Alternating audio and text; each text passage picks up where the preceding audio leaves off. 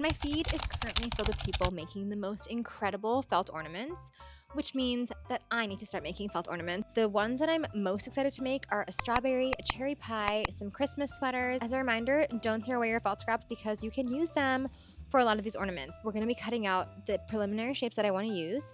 So let's get started. I decided to freehand all of the ornaments because I'm pretty confident in my drawing skills and I knew exactly what I wanted it to look like. These drawings were not perfect by any means, so I knew I was gonna have to flip them over. The strawberry was by far the easiest of the shapes that I created today. The leaves are definitely making this look a little bit more like a tomato rather than a strawberry, but I'm hoping it'll all come together when I add in the sequins and beads. For the cherry pie, I needed 3 different circles, 2 that were the same size, 1 in red, 1 in brown, and then 1 larger brown circle to be the pie crust. The only thing that I had that was relatively close to the size that I wanted was my bead spinner, so I went in with that. It worked out. The lattice strips were by far the most challenging. I made them way too thick to start, but then I cut them in half and it worked out really well size-wise. And that is absolutely not how the actual lattice will look, but more on that later. For the Christmas sweaters, I knew I needed to draw out the template beforehand because I wanted them all to be the exact same size and shape. So I just did a rough sketch on cardstock, just using the West Elm ornament as inspiration. I really love how this turned out, and it's actually really simple, and I'm so much more confident about the embroidery after doing this. It's so perfect. And if you're doing what I did and using a pattern, make sure you flip the pattern over for the second side, just so that they're more evenly matched and none of the marker will show on the outside. Look how cute these sweaters are. I'm already so obsessed. These are the colors that I went for the letters. As usual, I just drew these out. I did make sure to flip them backwards so that when I cut them out, the black ink would be on the inside rather than showing on the outside. And this is where those embroidery scissors come in really handy because it helps to get into all those little corners and the centers of the letters. Just the ideal tool, you know? I spent about an hour in total creating all of these, and it was an hour well spent because this makes me so